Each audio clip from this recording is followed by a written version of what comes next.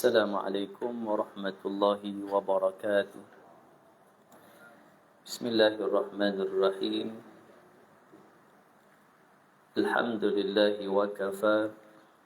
Wassalatu wassalamu ala sayyidina Muhammadin al-Mustafa wa ala alihi wa sahbihi kullu man ihtada. Ashhadu an la ilaha illallah wahdahu la syarika lah.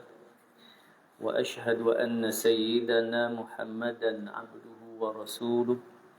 اللهم صل على سيدنا محمد وعلى آله وأصحابه أجمعين. رب اشرح لي صدري ويسر لي أمري واحلل عقدة من لساني يفقه قولي. سبحانك لا علم لنا إلا ما علمتنا إنك أنت العليم الحكيم. اللهم اجعلنا من الذين يستمعون القول فيتبعون أحسنه. أستغفر الله العظيم إن الله غفور رحيم ولا حول ولا قوة إلا بالله العلي العظيم. أما بعد. Muslimin, muslimat, rahimakumullah, alhamdulillah, kita memanjatkan kesyukuran kepada Allah pada malam yang mulia ini. Allah Subhanahu wa ta'ala masih lagi memberikan kita ruang dan peluang untuk bertemu dan bertamu di rumah Allah, dan telah pun kita melaksanakan salat maghrib secara berjamaah, dan kita meneruskan pengajian kitab Tajul Arus, dan kita sambung pada muka surat yang ke-84, iaitu tajuk Mutiara Kata. Sedarlah diri kamu wahai si tua bangka. Dia punya apa tu, dia punya tajuk pun nak peringat kepada kita lah, nak beri peringatan kepada kita. Baik, jadi kita sambung di situ. Mutiara tu duduk di muka surat 84 ya. Baik, jadi sebelum itu marilah kita buka dahulu majlis ilmu kita dengan bacaan Ummul Kitab Al-Fatihah. A'udzu billahi minasy syaithanir rajim. Bismillahirrahmanirrahim. Alhamdulillahi rabbil alamin. Ar-Rahmanir Rahim. مالك يوم الدين إياك نعبد وإياك نستعين اهدنا الصراط المستقيم صراط الذين أنعمت عليهم غير المغضوب عليهم ولا الضالين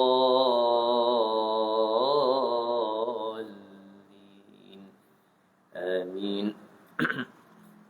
Baik, kita sambung di muka surat 84, iaitu tajuk Sedarlah diri kamu wahai si tua bangka. Kita berasa macam berat nak sebut tak, tapi sebut juga. Baik, faqala al-muallif rahimahullahu ta'ala wa nafa'na bi'ulumihi fid darain ya amin amin Allahumma amin. Baik, tajuk tu sebab orang yang Allah Subhanahu wa ta'ala berikan peluang kepada dia dalam kehidupan ni, walaupun usia tu telah pun ditentukan oleh Allah, ni ajal mautnya, usia mana dia kembali kepada Allah. Ada yang Allah panjangkan usia, maka sebenarnya panjang ada kelebihan, pendek pun ada kelebihan. Panjang dalam usaha, dalam perkara panjang dengan amal soleh. Masya Allah, tabarakallah. Kalau orang tu banyak buat kesalahan, maka pendek itu lebih baik bagi dia. Begitu. Tapi kalau orang itu dalam taat dan amal, panjang tu baik. Baik, cuma kenapa ayat ni mari sedarlah diri kamu wahai si tua bangka, pasal sampai ke usia tua pun jauh daripada Allah, lupa untuk mengabdikan diri kepada Allah. Maka sebab itu dia punya tajuk pun macam kasar sikit. Kasar sikit. Baik, jadi kita baca dia punya Mutiara Kata Hikmah ni.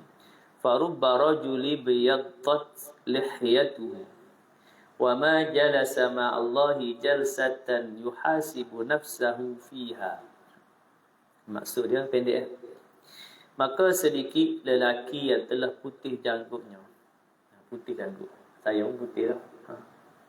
Tua dah lah. Tua bangka. Pengarang sebut tua bangka. Padahal dia tidak duduk dalam satu majlis memuhasabahkan dirinya bersama Allah. Mana nak sebut bahawa orang ni dah tua dah. Tapi dia tak ada pun sedar bahawa dia itu semakin dia dekat dengan hari bertemu dengan Allah. Semakin dekat dia dengan hari kembali kepada Allah. Walau bagaimanapun kita sihat macam mana pun kita, sebenarnya bertambah hari, bertambah minggu, bertambah bulan, malah bertambah tahun, sebenarnya adalah makin mendekatkan diri kita kepada kematian kita. Walaupun kita sihat, walaupun kita muda lagi sekalipun, umur 20 kau, umur 30 kau, kita berasa kita sihat, kita muda, sebenarnya semakin kita mendekatkan diri kita kepada hari kembalinya kita kepada Allah. Apalagi dengan peringatan-peringatan Allah, dengan pelbagai peringatan.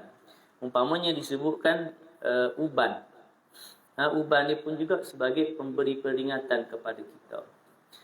Supaya kita sedar bahawa kita sudah pun pada usia yang bukan usia muda dah. Kerana orang kebanyakan lah, kita sebut kebanyakan orang kembali kepada Allah dalam usia tua lah. Sakit tua. Disebut sebagai sakit tua. Selain daripada ada jugalah yang Allah cabut di usia muda. Tapi ghalib kebiasaan ramainya majoriti makna ia sampai usia tua. Mana kalau kata uban, kalau kata putih ni, putih rambut, putih janggut, makna sepatutnya dia sedar bahawa dia sudah tua. Bila tua, apa dia punya hikmah dia? Dekat dengan nak mati. Benarlah kita tak mati lagi, benarlah kita sihat lagi. Kadang kita sihat kita ni lebih lagi boleh jadi daripada orang muda. Ada. Pasal dia jaga kesihatan ada. Petang-petang dia jogging, dia makna dia cukup. Senaman. Kadang dia lebih sihat lagi daripada orang umur 30-an. Dia umur 5-60 dah. Tapi dia lebih sihat lagi. Kerana dia amalkan, kita sebutkan, pemakanan satu hal. Kemudian dia punya aktiviti kesihatan. Kalau umur 30-an tapi duduk makan tidur. Habis. Lebih baik lagi orang umur 50-an tu atau 60-an. Dia duduk amal hak sihat. Hak tu lebih sihat lagi daripada hak boleh jadi umur 30-an atau 40-an. Nak sebut bahawa dari sudut usia. Tetapi kita sebutkan mutiara kata ni beri peringatan kepada kita, apalagi di usia yang dah tua, yang disebut tadi tua bangka. Pasal apa dia guna istilah tua bangka? Kerana apa? Kerana di usia tua pun masih lagi lupa kepada Allah. Lupa untuk bergelut dalam memperbanyakkan amal soleh. Lupa, wal'iyatubillah. Berapa ramai orang yang masih lagi duk kalut, sibuk lagi dengan harta di usia tua. Wahai dia makin dekat dengan kematian, dia kubur duk panggil dah. Kubur duk panggil dah, dekat nak panggil. Dekat dah dengan kematian. Pasal kematian tu begitu. Orang tak tahu bila dia nak mati. Tahu-tahu sedar-sedar duk alam barzah dah. Maka di sana baru datang penyesalan. Wal'iyadzubillah. Baik itu, kalau orang yang disibukkan dengan harta, Allah sebutkan alhaakumut takatsur hatta zurtumul maqabid. Bila dia sibuk bergelut dengan harta, duk cari harta untuk jadi kaya, cari-cari harta, sampai bila dia sedar, jadi lupa akan kehidupan dia nanti di hari akhirat, hatta zurtumul maqabir, hingga dia ziarah kubur. Makna ziarah kubur tu hingga dia masuk kubur. Baru sedar, rugi aku dulu, duk kalut cari harta kekayaan, walha harta kekayaan yang dicarikan itu untuk ditinggalkan. Kan? Mana kita bawa masuk kubur dah. Ha? Cari banyak mana pun harta tu untuk ditinggalkan. Kata kena kita Islam kan. Bila mati maka harta itu menjadi harta pusaka. Tu. Putus dah kita dengan harta tu. Melainkan harta yang disebut dalam hati lah. Yang mengalir lagi. Sedekatin jariyah. Harta yang kita ada kita sedekah. Infak fi sabilillah. Kita wakaf. Kita wakaf, kita infak pada jalan Allah. Maka itu bahagian kita yang sebenarnya hakiki kita. Harta kita yang hakiki. Harta yang kita simpan dalam bank belum hakikat milik kita. Kerana mati kita jadi milik anak-anak ataupun ahli waris yang kita tinggal. Jadi alangkah malang dan nanti di alam barzakh menyesal. Wal'iyadzubillah. Kerana dalam kehidupan di dunia tu kalut dengan harta sehingga melalaikan dia dalam mengumpulkan, kita sebutkan bekalan untuk menjadikan harta yang sebenarnya hakiki di hari akhirat. Harta yang sebenarnya adalah akhiratnya adalah amal. Selain daripada amal tak ada nama harta. Harta lah dunia lah, duniawi. Dan harta yang kata amal ini pelbagai bentuk. Boleh jadi dalam harta betul. Hakikat dunia ni yang kita sebut sebagai kekayaan tu, duit ringgit ke, tanah ke, rumah ke, kereta ke, apa semua. Ialah dari sudut hartanya, ia boleh dimanfaatkan dan dia menjadi amal. Sekiranya dimanfaatkan untuk Islam. Kalau tanah dia infak, itu dia wakaf. Duk kawasan ni tanah kubur tak ada atau penuh. Orang mati tak boleh nak tanah dah. Jadi dia ada tanah, dia wakaf untuk jadi tanah perkuburan. Dapat. Makna harta tu dijadi amal. Walaupun benarlah harta. Tapi kalau harta tu kerah situ, tanah situ, ada tanah sebidang tanah di situ, dia mati. Maka tetap harta yang tidak menjadikan amal kepada dia kerana harta itu pindah milik kepada waris. Dia kata harta pusaka. Sebab itu dalam semua hal keadaan kehidupan kita, ia jadi harta, ia jadi amal. Maka beruntung orang yang di harta itu, harta yang ada pada dia dapat dimanfaatkan menjadi amal. Ya, harta ke, Allahumma salli ala sayyidina Muhammad, ilmu ke, atau yang disebutkan yang ketiga anak. Anak pun harta. Harta yang dapat menjadikan manfaat kepada dia. Kalau anak itu anak yang soleh dan solehah. Baik. Jadi nak sebut bahawa dalam bergelut dalam kehidupan di dunia ni, kena sedar bahawa nanti kembali kepada Allah tidak ada manfaat dah apa melainkan amal. Sebab itu disebut dalam hadis yatsba'ul mayyita thalatha. Yang akan ikut jenazah ke kubur ni 3. Ahluhu wa maluhu wa amaluhu. Ahli keluarga dia. Wa maluhu, harta dia. Wa amaluhu, amalan dia. Fayarji'u ithnani wa yabqa wahid. Maka akan balik 2, tinggal 1.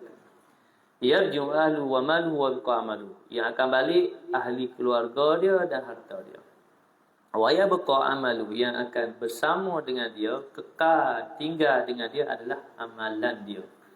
Jadi amalan itulah yang kata hakikat hakiki, yang harta yang dia sebagai bekalan dia yang sebenar. Yang dia himpun, dia menjadi bekalan hidup di dunia, nak bawa ke kehidupan yang seterusnya. Kalau yang lain hanya semata-mata yang itu menjadi harta dan ditinggalkan kepada ahli waris. Melainkan yang dia wakaf manfaat itulah. Tak wakaf ni tak boleh kacau dah. Bila ia wakaf untuk tanah kubur, maka diurus ya dengan majlis agama. Majlis agama Islam negeri masing-masing. Kemudian tanah tu dipindah milik kepada majlis agama Islam. Anak tak boleh kacau dah. Tak boleh anak pergi ke majlis agama, ni tanah ayah saya dulu. Maka bila diurus secara betul tu, Allahumma salli ala sayyidina Muhammad, maka tanah tu dah pindah milik oleh majlis agama, tak ada siapa boleh kacau lah. Cuma kadang dari sudut keinginan dia nak dah wakaf dah. tapi tak sampai kepada pindah milik kepada majlis agama. Tetapi dah pun ada dia punya wasiat dan sebagainya. Maka sepatutnya si anak kena ambil peluang itu untuk berbakti kepada mak ayah dia. Maknanya bagaimana kalau niat ayah dia, mak dia ada sebidang tanah, dia niat nak wakaf untuk sekian-sekian. Cuma tak sampai hajat tu. Kerana proses biasalah. Maka si anak tahu. Maka urulah supaya ia kembali manfaat kepada ayah. Baik. Jadi itu dari sudut kita sebutkan harta. Harta yang dapat dimanfaatkan. Tetapi kalaulah sekiranya meninggal tadi tanpa ditukar nama, pindah milik apa semua, maka dia jadi harta pusaka belaka lah. Yang disebutkan sebagai ia adalah turun kepada ahli waris dia. Menjadi harta pusaka yang perlu difaraidkan. Baik. Maka tu dalam bab harta banyak lagi dalam perkara lain, sebagai bekalan. Jadi dalam kehidupan di dunia ini adalah merupakan hidup yang sementara. Memanglah kita merasai berasa panjang kalau kita hidup. Sampai ke usia tua kita berasa panjang, lama. Kita berasa lah perjalanan kehidupan tu. Dari hari ke hari, dari minggu, bulan, tahun ke tahun. Tapi sedarlah bahawa Allah peringatkan dalam surah An-Nazi'at ayat 46. Ka'annahum yawma yarawnaha lam yalbathu illa 'ashiyatan aw duhaha. Bahawa sesungguhnya nanti pada hari akhirat nanti tidaklah kamu merasakan kehidupan di dunia melainkan 'ashiyatan sepetang, aw duhaha sepagi je. Maknanya nisbah kehidupan harinya, masanya di hari akhirat nanti tu, yang disebutlah sehari akhirat 1000 tahun dunia. Mana dia hidup di hari akhirat tu sepagi berasa sepanjang kehidupan dia di dunia. Nak sebut bahawa kehidupan dunia dari sudut dinisbahkan dengan kehidupan akhirat, kehidupan ni sekejap ya. Cuma kerana kita tidak lagi melalui kehidupan fasa kehidupan di hari akhirat. Cuma orang yang beriman, dia yakin beriman dengan ayat-ayat Allah. Bila ayat sebut begitu, maka dia yakin bahawa di hari akhirat, sehari akhirat masanya panjang. Dari minit, saat ke saat tu boleh pergi kepada, saat ke saat tu boleh pergi kepada dunia ni, hari ke hari. Boleh jadi begitu. Malah lebih lama lagi, saat di hari akhirat sehari. Contoh, mana kata dia punya jarak perjalanan masa. Tu masa. Tu. Baik. Dan masa-masa ni pada makhluk kan. Makhluk ditentu masa ni. Baik. Jadi dalam mutiara kata ini memperingatkan kepada kita bila terjadi kepada kita khususnya, ialah kita sedar bahawa kita dah berubah menjadi tua. Disebut ni satu contoh, putih janggut. Banyak lagi lain. Lutut kita berasa lemah. Nak naik tangga berasa sakit. Berasa, yalah kan, tenaga dah lemah dah. Berbanding ketika usia umur kita 20-an, 30-an. 20-an, 30-an lari 5 km. Oh, tak ada apa lagi. Umur kita lah ni lari boleh lagi. Tu. 100 meter pun dah pun sakit dah.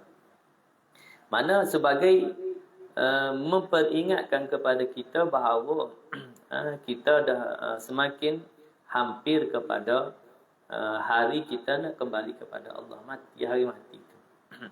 Bukan kita bertakutkan, tua dah, nak mati dah. Sebenarnya ingat kepada mati tu pun ada kebaikan dia. Dengan ingat kepada mati, kita akan berusaha untuk menyediakan bekalan. Tak. Bukan ingat kepada mati, dia ada juga negatif. Ingat mati dia jadi orang tak mau dunia langsung dah. Tu. Tak mau bekerja dah. Aku tak mau bekerja. Ada lah. Ingat mati dalam hal keadaan kita bersedia untuk mati. Kerana orang hari ni tak ramai bersedia. Kalau orang muda contohnya, sembahyang bukan jaga je tu, mantap bersedia. Pasal dia kata tak muda lagi. Tengok orang tu tua. Ramai orang boleh umur sampai tua, muda lagi. Dia tak tahu bahawa mati tak sama orang. Ada orang masa muda lagi mati. Umur 16 pun ada mati. Malah umur kecil pun ada mati. Masing-masing Allah tentukan. Di sana ada sebab musabab. Kebanyakan anak muda kita mati usia muda tu. Kebanyakannya mati dengan jalan kemalangan jalan raya lah. Accident. Dan kita tak kata salah lah. Melainkan memang dia cari jalan ni lah macam mak rempik apa semua. Bawa motor yang laju-laju. Lumba haram. Lumba haram. Pukul 3 pagi pun lumba. Contoh. Maka tu dia cari sakit. Sebab ada yang sebut wala tulqu bi aidikum ila tahlukah. Jangan kamu mencampakkan diri kamu ke lembah kebinasaan. Mana dalam hal keadaan ia boleh mendatangkan mudarat, maka ia ke lembah kebinasaan lah. Kalau naik motor standard, main elok, mana dari sudut keselamatan kita jaga okey. Tapi kalau lumba, laju. Lumba litar okey, litar lumba. Pasal dia ada keselamatan dia, bukan ada kereta awal apa semua. Lumba di jalan raya ni, bawa 150. Saat lagi lembu lopak. Litar lembu pun tak ada. Tu lembu lopak jalan. Langgar lembu. Lembu hidup ia pula. Tu kita sebut tadi. Dia mencampurkan diri dia ke lembah kebinasaan. Sebab itu dari sudut kadang pada pandangan ulama dalam beberapa sukan ekstrim lah contohnya. Yang boleh mencampurkan dia ke lembah kebinasaan sebenarnya haram. Ekstrim lah hak yang boleh membawa mudarat. Makna kalau kata 10 orang duk main 5 orang atau 2-3 orang dia menemui ajar duk main sukan tu. Makna sukan tu ada perkara yang memudaratkan dia. Kalau kata duk main sampai 1000 orang, dalam 1000 seorang aja, tak apa. Hak tu dia panggil bukan banyak. Tapi kalau 1000 orang, 500 orang. Tu ramai separuh dah. Kalau 1000 orang seorang, itu dia panggil ada asbab dia lah. Bukan atas sukan. Bukan atas sebab sukan yang ganah tu. Yang ekstrim. Baik. Jadi, sedarlah kita. Makna itu peringatanlah kepada kita. Sebab itu dengan uban ni pun sebagai nak peringatkan kepada kita bahawa kita makin dekat dengan kematian. Dan bukan setakat uban lah sebenarnya. Kadang kita menyambut ulang tahun kelahiran. Sepatutnya kita kena sedar bahawa kita sambut ulang tahun kelahiran tu dengan kita sedar bahawa kita makin dekat dengan kematian. Comel. Nak sambut tak salah. Nak potong kek tak salah. Kan? Walaupun kata ni ikut bukan budaya Islam. Bukan budaya Islam. Potong kek tak apa. Cuma hak yang tak bolehnya buh lilin tiup lilin tu. Lilin tak payahlah. Kalau kita tepah kek, kedai kek sedia lilin, simpan lilin. Tapi tak ada kara, guna lilin tu. Tapi tak ada api, kara tak ada, guna lilin tu nak nyala, bagi cerah. Tak payah nyala, tak payah buah takik, tak payah tiup. Tu tiup tu makna kita dekat tasbih kepada budaya bukan Islam. Kerana bagi yang bukan Islam, masa tu dia ada hajat dia. Hajat berarti dia tiup. Kita tak payah tu. Nak potong kek tak apa, nak buat selain tu boleh berlaku. Dalam hal keadaan kita ingat bahawa dengan ulang tahun kelahiran kita makin kita dekat dengan kematian. Tu boleh. Jangan pula kata tak boleh. Tak, boleh je. Ingat kita kepada kelahiran, ulang tahun kelahiran, tak ada jadi masalah. Nak berdoa pun boleh. Sebelum potong kek berdoa boleh. Jangan pula kata ni tak boleh pasal ikut budaya ni. Hajat dan dok. Hajat kan sebelum. Mereka hajat, tiup lilin, kita berdoa. Allahumma ya Allah, berdoa kepada Allah kan. Tak apa. Baik. Jadi, semua ini adalah sebagai peringatan kepada kita. Jadi disebutkan dalam mutiara kata ini supaya orang yang khususnya dalam usia yang dah lanjut, yang janggut dia telah putih, telah banyak uban pada rambut, pada bulu-bulu yang ada di batang tubuh dia, sepatutnya makin dia membanyakkan amal soleh. Ya, khususnya disebutlah ni duduk dalam majlis muhasabah, majlis ilmu. Mana tuan-tuan perempuan malam ni tak golong ada ni. Ni pasal ia tak duduk dalam majlis. Ada. Tu. Kerana dalam kita duduk dalam majlis ilmu ini, macam kita bicara ni, beri peringatan kepada kita. Itu disebut tazkirah, memperingatkan kepada kita. Kalau kita tak duduk dalam majlis-majlis begini, kita lalai. Kita duduk menguruskan kehidupan kita semata-mata. Dah lah siang kita dah urus hidup dah. Malam pun dah urus lagi. Siang kita duduk bekerja apa semua. Bukan kita kata salah mereka. Bagus. Dia kata menguruskan kehidupan. Cuma biarlah ada masa kita dalam usaha kita muhasabah tadi. Mendekatkan diri kita kepada Allah.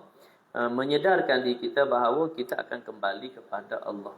Janganlah dalam sehari-hari kita tu hanya dunia je. Hanya dunia je. Tapi insya-Allah lah kalau kita yang jaga semayang, kemudian tambah pula dengan semayang-semayang sunat tu, insya-Allah itu sebagai usaha kita dalam kita menghiaskan atau menyediakan bekalan untuk kita kembali kepada Allah. Cuma yang merisaukan kita dalam kalangan orang yang lupa tubuh. Semayang tidak, sehingga akan menjadi alasan kerana kalu tak ada. Musyarat saja. Ni orang yang ni. Orang yang duk kerja macam-macam. Yang kerjanya tak ada masa. Duk musyarat sedia. Nak berhenti semayang pun tak ada.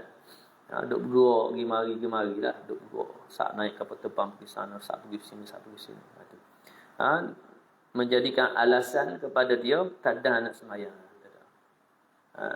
Menyesallah nanti. Wal'iyadzubillah. Menyesal ketika mana? Di dunia ni Allah uji tu. Walaupun ia tak semayang, dia dapat rezeki daripada Allah. Allah beri jadi kaya. Lupa makin jauh. Wal'iyadzubillah. Bila ia sedar mati, dan masa itulah mari menyesal, tak ada manfaat dah. Tak berguna dah. Kerana dah tak ada dah peluang untuk kembali. Bila mati tak ada peluang untuk kembali. Melainkan yang Allah uji dan Allah beri peringatan kepada dia, ya, seolah dia melalui proses kematian. Ada orang, Allah nak beri hidayah lah kepada dia. Walaupun di sana dia ceritakan dia melalui proses tu. Adalah beberapa orang cerita, dia koma, dalam koma beberapa bulan tu. Dia seolah dia dalam perjalanan dia dikebumikan apa semua. Allah nak tunjukkan kepada dia, kerana Allah nak beri hidayah kepada dia, maka melalui proses tu insaf, bertaubat, jaga-jaga daripada koma tu. Berubahlah. Pasal Allah tunjuk. Sebab itu manusia ini ia lalai leka kerana ia tak nampak. Bila nampak barulah dia yakin. Ayat surah Syadah kita dah baca selalu. Walau tara idil mujrimuna nakisu ru'usihim 'inda rabbihim Rabbana absarna wa sami'na farji'na na'mal salihan inna muqinun. Kalaulah kamu melihat orang yang bersalah, al-mujrimun, orang yang bersalah di hadapan Allah, nakisu ru'usihim 'inda rabbihim, menundukkan kepalanya, wajahnya di hadapan Allah kerana malu. Seraya berdoa mohon kepada Allah, Rabbana absarna wa sami'na. Disebutkan dalam ayat ini, orang ni dia malu kepada Allah, dia takut. Ya. Dan baru saja Allah perlihatkan kepada mereka. Orang yang diadab Allah bagi lihat dan dengar. Dia nampak orang kena azab. Lagu mana kena azab dalam api neraka.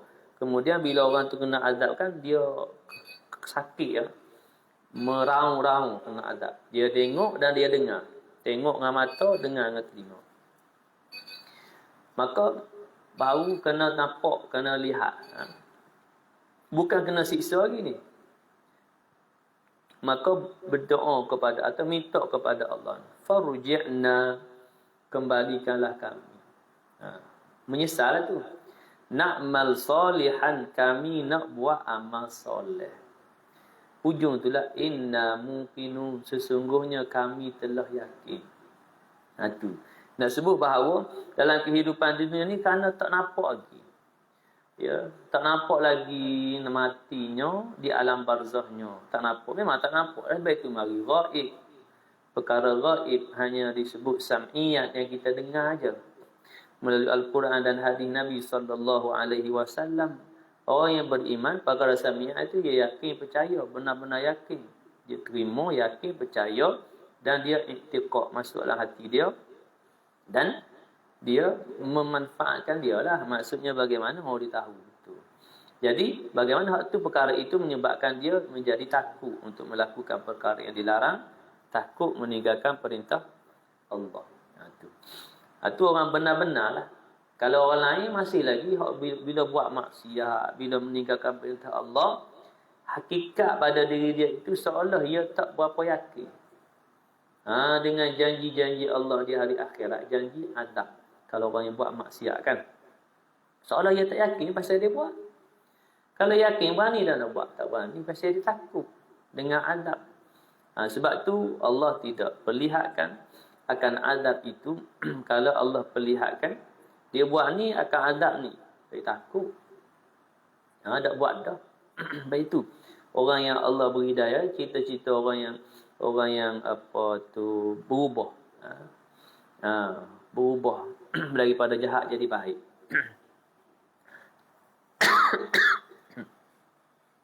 Allah berkendak beri hidayah kerana hidayah itu milik Allah. Maka Allah tunjuk dia dalam mimpi ya contoh. Mimpi kena azab, kena bakar lah contoh. Dalam mimpi itu dia diazab dalam api neraka lah contoh. Ataupun diazab dalam alam barzah. Dia mimpi dia mati contoh. Kemudian dimandi apa semua, dikebumikan, masuk dalam kubur tu, nak azab. Mimpi ni. Tapi kerana Allah berkendak nak beri nampak, nak beri dia insaf, bertaubat. Berasa kena bakar, jaga-jaga tu berasa bahan panas. Ada cerita daripada orang yang bertaubat. Orang yang Allah beri hidayah, dia cerita. Sebelum tu dia pelaku maksiat. Kerana takut, kerana diperlihatkan, malah dirasai, walaupun dalam mimpi, tapi rasa macam betul-betul. Ia boleh jadi. Kerana benda tu daripada Allah. Allah nak berasa. Nak berasa sakit kau, nak berasa nikmat kau, nak berasa sedap, Allah beri. Tak. Walaupun makanan tu sedap betul, kita makan tak sedap, ada sakit tekak. Yang saya ni tak apa sedap tekak. Makan tu kalau sedap pun rasa lebih kurang makanan tak sedap pun. Makanan biasa. Begitu. Kalau dia demam, mari tak selera. Makan sedap lagu mana pun tak ada dah merasai nikmat sedap tu. Tu yang kata nikmat ni bila Allah berkendak nak beri nikmat, air kosong ni pun nikmat. Ada orang yang cerita dia baru masuk Islam. Dia cerita bahawa dia kata ia berasa nikmat air yang paling nikmat ketika ia buka puasa kali pertama. Dia kata ia buka puasa pertama tu air gini, air putih gini. Bismillah. Ni pun nikmat juga pasal kering kita minum. Buka puasa air putih dia kata. Tapi dia cerita bahawa dia tidak dapat menggambarkan nikmat minum air itu. Dan dia sebutkan bahawa air yang minum sebelum-sebelum ni malah selepas tu tidak melebihi daripada nikmat dia minum air putih kan. Buka puasa kali pertama. Orang yang baru masuk Islam. Orang yang convert. Revert to Islam. Kembali kepada Islam. Kerana Allah nak beri nikmat tu. Rasa tu mari daripada Allah. Kan? Tu. Ada air sedap benar, maka minum tak ada apa sedap. Orang lain minum sedap, kita minta sedap. Kerana masing-masing itu Allah beri tu nikmat. Tapi kalau kata ghalibnya biasanya bila sedap lah. Tu. Tapi hak macam sebut tadi, kerana Allah berkehendak beri rasa tu lebih lagi daripada yang lain. Walaupun air putih biasalah, air masak ataupun air mineral biasa. Kerana nikmat pertama dia berpuasa, nikmat dia berbuka puasa itulah. Nikmat Allah nak merasakan nikmat dia berbuka puasa. Masya Allah, tabarakallah, sehingga disebutkan bahawa ia rasa akan air itu melebihi daripada rasa air yang sebelum-sebelum ni yang diminum. Sedap lagi mana? Fresh orange ke apa nama air, campur macam-macam. Harga 2, 3, 40 kos segelas tu. Air tu lebih rasa nikmat lagi. Kadang kita kata, boleh jadi nikmat lah pasal sehari tak minum air, minum sedap sungguh lah. Tapi disebut bahawa air sebelum ni minum sedap lagi mana, tapi air tu sedap lagi. Memanglah kita dengar kalam dia begitu, kita nak merasai rasa dia tak boleh. Pasal dia yang rasa. Dan bila dia cerita begitu, maka kita sedarlah bahawa air yang dia rasa itu pastinya Allah kurniakan masuk ke tekak ni, dia rasa itu, nikmat rasa itu berlainan daripada hak minang. Kalau pun kita minum air tu sama tu juga. Kerana Allah berkehendak nak beri rasa tu, rasa teramat sangat banyak tu, teramat sedap. Sangat sedap. Tu. Ya, pelik tak? Pelik, mustahil tak? Mustahil. Demikianlah nikmat dalam syurga. Disebutkan dalam surah Al-Baqarah. Ya, berkaitan dengan nikmat dalam syurga. Allahumma salli ala sayyidina Muhammad wa basyiril ladina amanu wa amilus salihati anna lahum jannatin tajri min tahtiha al-anhar. Kullama ruziqu minha min thamarati rizqan qalu hadha alladhi ruziqna min qabl wa utubihi mutasyabiha. Nak sebut bahawa di dalam ayat tu, kullama ruziqu minha min thamarati rizqan qalu hadha alladhi ruziqna min qabl. Dan bila mana diberikan rezeki, nikmat makanan dalam syurga ini, maka respon dalam kalangan ahli syurga, ulama ruziqu minha min samarati rizqan qalu hadha alladhi ruziqna min qabl. Inilah makanan yang kita makan dulu di dunia. Mana kita sebut contoh dapat makanan tu, nak makan tu buah anggur. Bentuk dia. Wa utubihi mutasyabiah. Sama bentuk.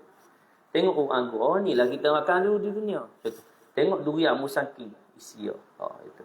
Inilah yang kita makan di dunia. Wa utubihi mutasyabiah. Sama daripada bentuk, tapi bila makan jauh beza. Tak sama. Sehingga kan disebutkan bila kata contoh-contohlah buah anggur. Buah anggur kan biji-biji banyak. Maka sehingga disebutkan qalu hadha alladhi ruziqna min qabl. Ni dulu kita makan di dunia buah anggur. Tapi bila makan, masya-Allah, tak ada sama langsung. Jauh beza. Malah nak sebut nak sedap ni sedap jauh lagi. Maka hak pertama. Maka hak kedua, lain pula. Sedap. Lain pula rasanya.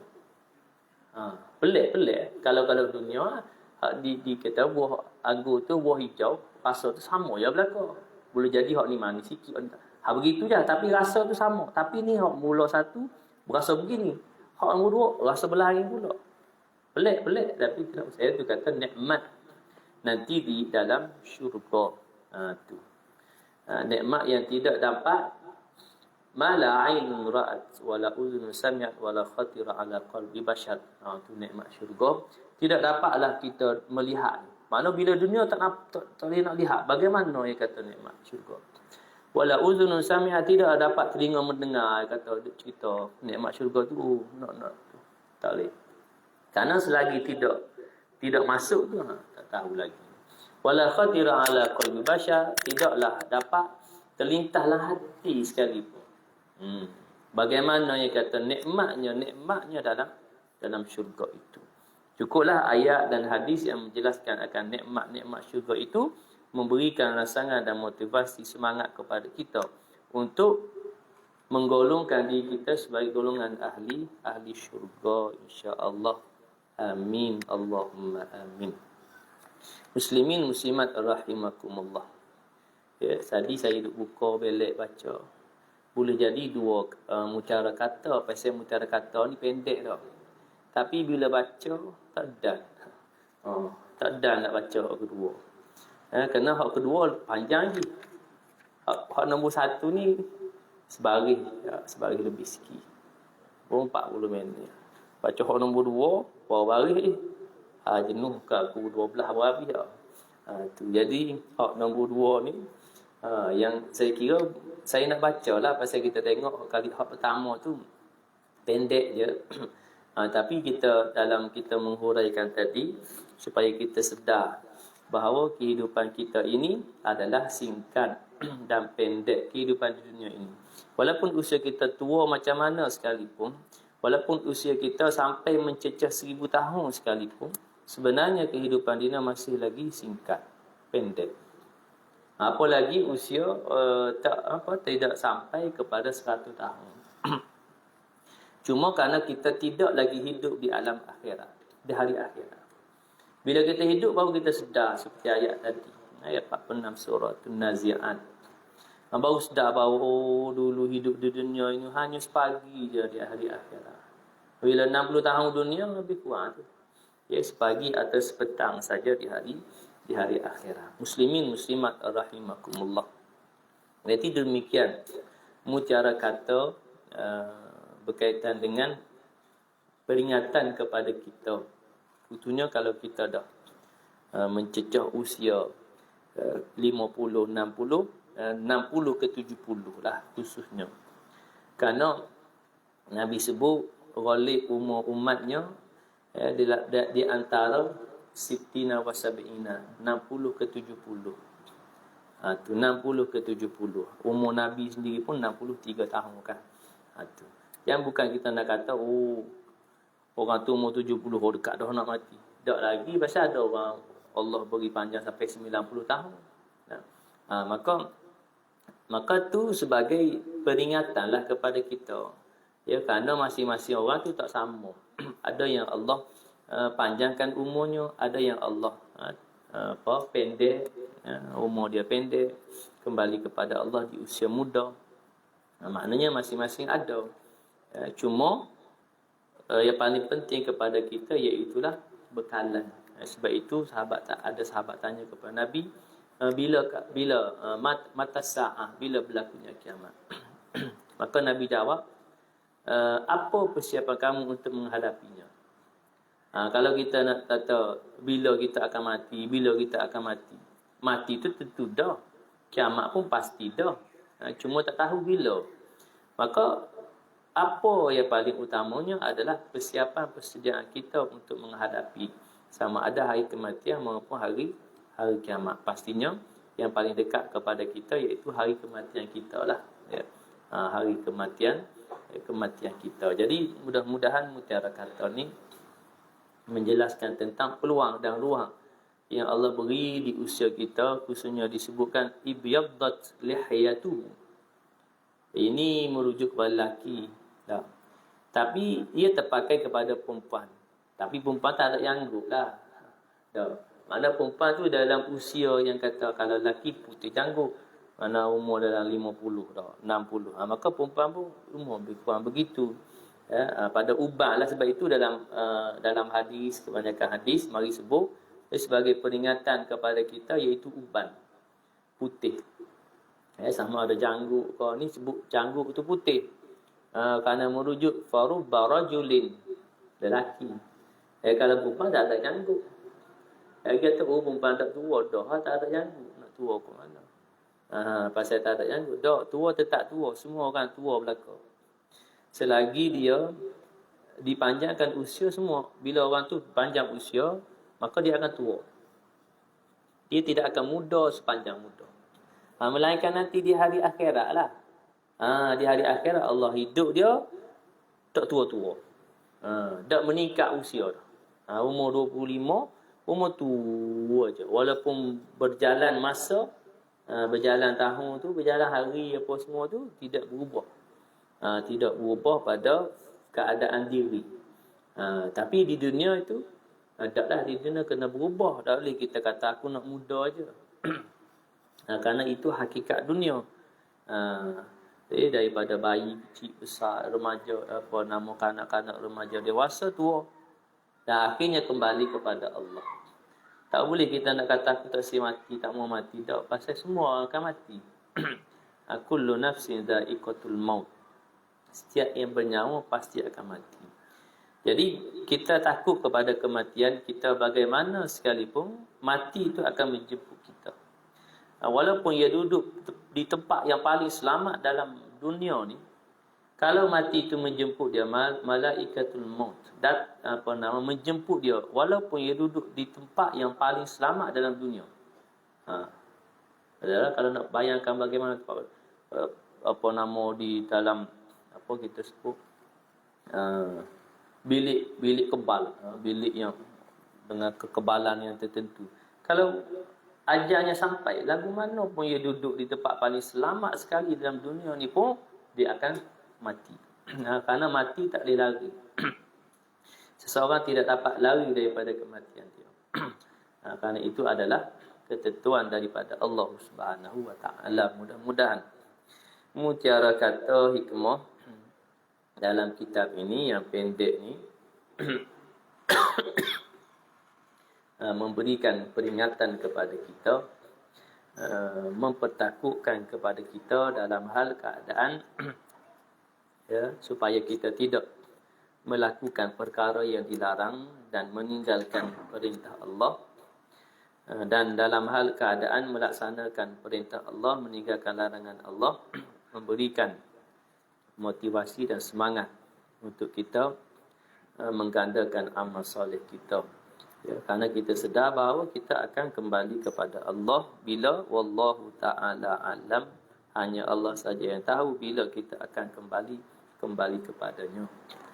Mudah-mudahan kita kembali kepadanya sebagai jiwa yang tenang yang Allah suruh dalam suratul Fajr. Ya ayyatuhan nafsul mutmainnah irji'i ila rabbiki radiyatan mardiyah fadkhuli fi ibadi wadkhuli jannati. Mudah-mudahan kita tergolong dalam golongan yang disebutkan dalam ayat tersebut. Amin. Allahumma amin.